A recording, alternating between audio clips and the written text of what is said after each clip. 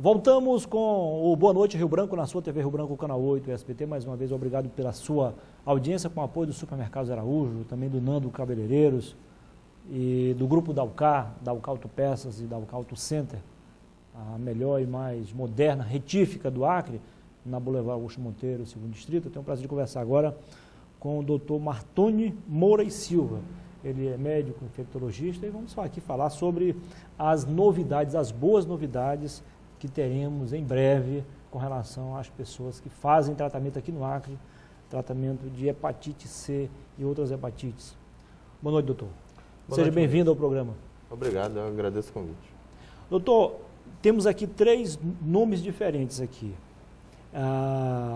Sofosbuvir, né? Sofosbuvir, Cimeprevir e Daclatasvir. Nós vamos ter que se acostumar com esses 3 nomes. É verdade, doutor, que isso aqui vai ser mais eficaz, menos doloroso no tratamento e estaremos já com esses medicamentos na rede pública, provavelmente no próximo mês já? Sim. Realmente o nome não é tão simples de gravar para quem não está acostumado, mas nós estamos agora iniciando a nova era para a hepatite C. Os pacientes portadores de hepatite C vão viver uma realidade bem melhor do que já foi vivido no passado. O acesso ao tratamento vai ser facilitado porque nós não vamos exigir tanto a biópsia, vamos ter facilidade de colocar o paciente tendo acesso a essa medicação com métodos não invasivos. Entendi. Certo? Com exames laboratoriais e fazendo alguns cálculos, algumas contas, arranja-se um número e classifica-se, e através dessa classificação se dá o acesso ao tratamento. Mas a biópsia também se mantém como um meio de se ter acesso ao tratamento. Sempre foi importante e nunca vai deixar de ser. Agora a gente também vai valorizar outros métodos que podem nos ajudar a ter acesso a essa medicação. São 3 medicações, como você já disse, Sofosbuvir, Daclatasvir e Cimeprevir. A base do tratamento vai ser o Sofosbuvir associado a um desses 2. Não precisa ser os 3 juntos? Não. Vai ser o Sofosbuvir com Daclatasvir ou Sofosbuvir com Cimeprevir. E um ou outro pode ainda associar a ribavirina, uma medicação já conhecida dos portadores de hepatite C que já fizeram uso de algum tratamento, porque sempre era uma medicação que era associada ao interferon peglato. Isso. Que foi o precursor, né? Sim, o interferon convencional foi no início, que era 3 vezes na semana. Exato. Depois veio o peglato, que era 1 vez na semana, tudo associado à ribavirina. E assim, os efeitos adversos eram muitos. Recentemente foi incorporado mais 2 drogas, o Telaprevir e o Boceprevir. Essas 2 também potencializavam muitos efeitos adversos. Isso causava muito transtorno aos pacientes e a nós que tínhamos que cuidar de todo aquele desarranjo que acontecia na vida dos pacientes, né? Na saúde deles. Então teremos em breve menos tempo, né, de tratamento, menos efeitos colaterais e mais efeitos positivos. Com certeza. O que é que a gente vai ter agora? Realmente a gente vai ter menos efeitos adversos, menor tempo de tratamento, que vai ser em torno de 12 ou 24 semanas. Cada situação vai ser bem analisada. Tem pacientes que vão ter indicação de fazer 12 semanas, vão ter pacientes que vão ter indicação de fazer 24 semanas, mas somente isso, de 3 a 6 meses só. Olha só, de 12 meses para 12 semanas é diferente. E medicação só oral, o que é mais importante e que facilita a adesão ao tratamento. Nós entraremos no circuito nacional, a hora que for lançado de fato, estaremos recebendo também simultaneamente? Com certeza. O Acre é um dos estados onde se mais tem hepatite C no Brasil. E o Acre nunca ficou atrás de nada, sempre ficou muitas vezes à frente de todos esses protocolos. Porém, essa medicação é muito cara. Essa medicação no exterior é 84, 85 mil dólares cada uma. A depender do tratamento, você pode gastar em torno de 600 mil reais. Então é muito cara. Isso, com a negociação com o governo federal, esse preço foi baixado e a gente vai ter acesso a essa medicação tão logo o Ministério da Saúde libere o protocolo, que está iminente a liberar. Hoje é o último dia da consulta pública, vai ter uma reunião semana que vem para definir qual vai ser o protocolo mesmo, e logo em seguida deve liberar. Está cumprindo todos os prazos que foram nos fornecidos. Doutor, de cara a gente percebe claramente que mais de 90% das pessoas que fazem tratamento não teriam acesso ao medicamento se não fosse a rede pública. Né? Com certeza. É viável, né? Com certeza. A gente que tem contato com muitos colegas de todo o país, a gente vê que são poucos os pacientes na sua via particular que vai comprar. Como o governo sabe desse nicho de pacientes, ele sabe negociar também. Então, os laboratórios baixaram o preço e aí pôde-se fazer um protocolo contemplando esses novos medicamentos. O que é importante também a gente falar é que essas medicações trabalham com nível de cura em torno de 90%. A gente da classe médica agora, a gente não quer mais saber de tratar um paciente com hepatite C e não tem uma taxa de cura menor que 90%. Então a gente está chegando e já tem estudos com novas drogas em torno de 100% de cura, ou seja, tomou, curou. Qual é a grande perda da gente nesse momento? A perda da gente é o seguinte: antigamente a gente tratava pacientes com fibrose grau 2. Quando a gente fazia biópsia, estadiava o grau de fibrose. Fibrose ia de 0 a 4. 4 era cirrose. Esse aí estava em risco total. Né? Esses todos sempre serão privilegiados. Mas o que acontecia? A gente indicava o tratamento com F2 já. Agora não. Agora a gente vai indicar o tratamento com F3. Porque essas medicações, nesse primeiro momento, ainda são caras. Então, para poder dar para todos que têm prioridade, que são aqueles próximos de cirrose ou cirrose, né, portadores de cirrose hepática, ou estão próximos de uma doença chegando à cirrose, esses vão ser privilegiados nesse primeiro momento. Posteriormente, possivelmente, deve-se contemplar os pacientes com F2. Os que vão ser contemplados com F2 já são aqueles que têm fibrose grau 2 há 3 anos atrás. Ou seja, fez uma biópsia há mais de 3 anos e era F2, esses também serão contemplados.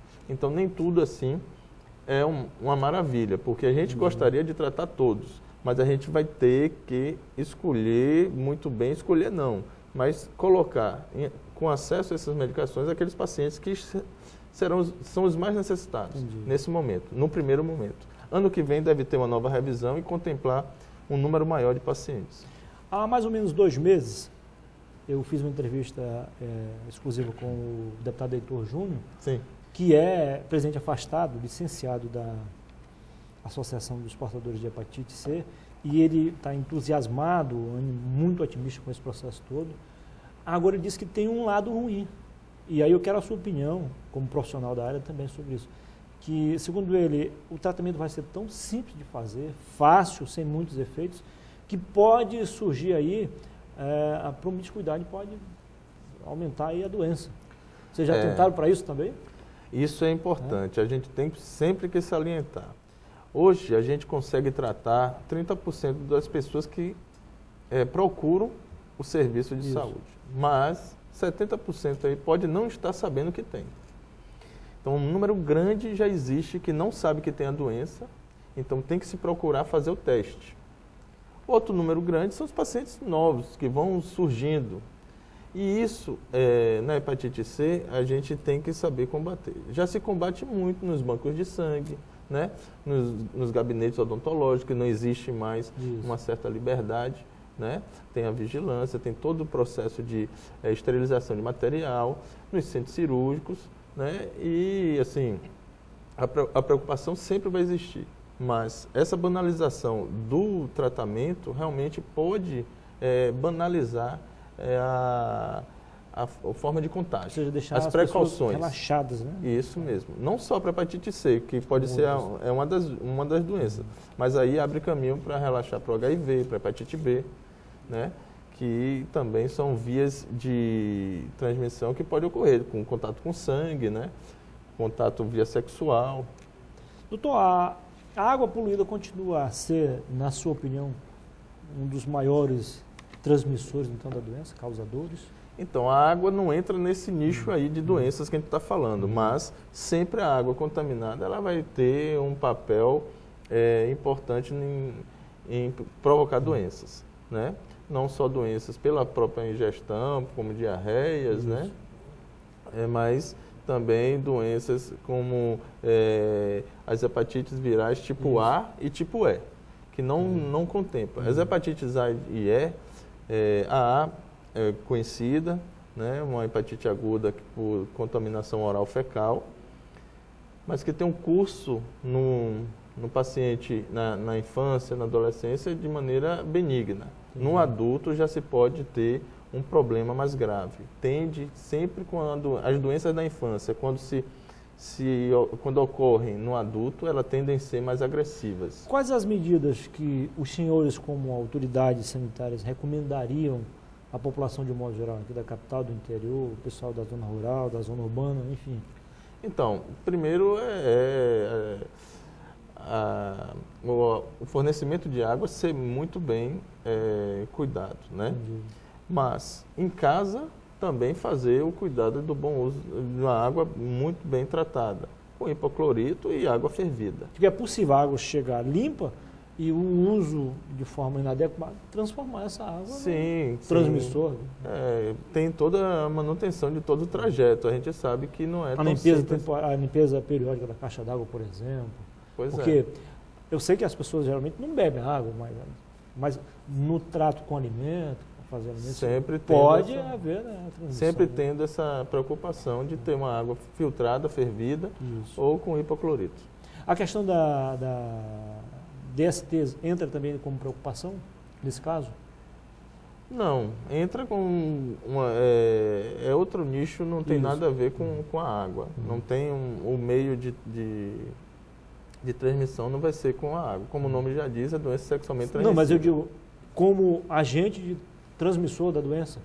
Da hepatite C, da hepatite B e do HIV.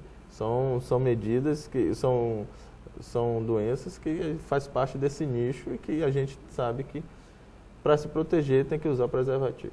Qual seria, né, segundo pesquisa, dados, levantamentos, o fator preponderante nessas transmissões de doenças das hepatites? Então, as hepatites, a mais frequente por via sexual é a hepatite B. Isso. Certo? A C não é tão frequente, mas pode ocorrer numa taxa menor. Certo? Uma taxa aí de em torno de 5, 10% pode ser transmitido a hepatite C por via sexual. A que preocupa mais as autoridades seria a C mesmo? Não. Eu costumo dizer para o paciente que o que preocupa mais é a doença que ele tem. Né? A que o vizinho tem não vai trazer tanto transtorno para ele. Mas assim, a doença hoje que eu vejo mais preocupante em nossa região, onde mais tem, nós temos hepatite C. Mas tem solução e tem cura, taxas altas de cura. A hepatite B e a hepatite B e delta, essas sim são doenças que a gente precisa nos debruçar mais, para ter uns tratamentos melhores, para ter acesso melhor do paciente ao serviço de tratamento, ao diagnóstico. A hepatite B e delta me preocupa com relação à falta de recurso mesmo para poder a gente atingir in loco a doença. Alguns sintomas, eles não são tão visíveis, tão expostos assim ao ponto de o paciente nem saber que tem a doença, é isso? Silencioso. Isso. As hepatites, elas se dividem em hepatite aguda e hepatite crônica. A hepatite aguda, ela traz sintomas exacerbados. Febre, dor no corpo, olhos amarelos, náuseas, vômitos. Isso é algo que ocorre com a hepatite A, pode ocorrer com a hepatite B, pode ocorrer com a hepatite C, porém numa taxa bem menor. Eu nunca vi uma hepatite C aguda. Entendi. Certo? Mas a A e a B, a A é frequente, só ocorre na hepatite de forma aguda, e a B pode ocorrer também. Muito bem.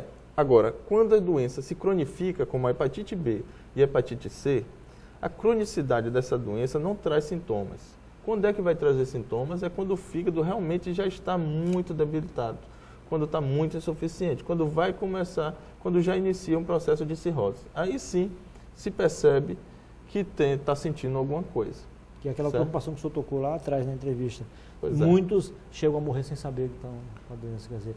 E aí fica difícil. Nesse caso, o poder público, que seria em última análise o responsável, fica difícil, quer dizer, a pessoa tem que tomar iniciativa também, né? Temos que conscientizar, temos que conscientizar a população. Essa entrevista, para mim, tem um papel fundamental nisso, não só ocorrer no programa aqui presente, mas ocorrer de difundir todas as informações. Isso é importante, passar para a população como é transmitido. A hepatite C é transmitida por sangue com sangue. Então, transfusão sanguínea no passado corria muito risco. Antes de 92 não se existia kits para detectar hepatite C. Então, muita gente foi detectada. E outros meios, como a gente já falou aqui. Mas a gente tem essa consciência que tem que buscar conscientizar a população a procurar o serviço. Só para ilustrar, o paciente que morre, por exemplo, com cirrose hepática, que eles chamam, quer dizer, teve um processo todo, né? E ele não cuidou. Dependendo da hepatite que foi, e dependendo também dos hábitos de vida dele, tem um curso, demora em torno de 20 a 30 anos para isso começar a ocorrer. É um tempo que basta um exame que detecta. Agora, vale salientar que esses pacientes também não devem beber, não devem usar drogas. Tem alguns chás que são hepatotóxicos, agridem o fígado, como chá de picão, chá de cava-cava, chá da cáscara sagrada. Esses chás, a pessoa toma, se sente mais leve, né? Se sente com uma saciedade. Isso. E ao longo do tempo, tomando em grandes quantidades, isso afeta o fígado sem nem perceber.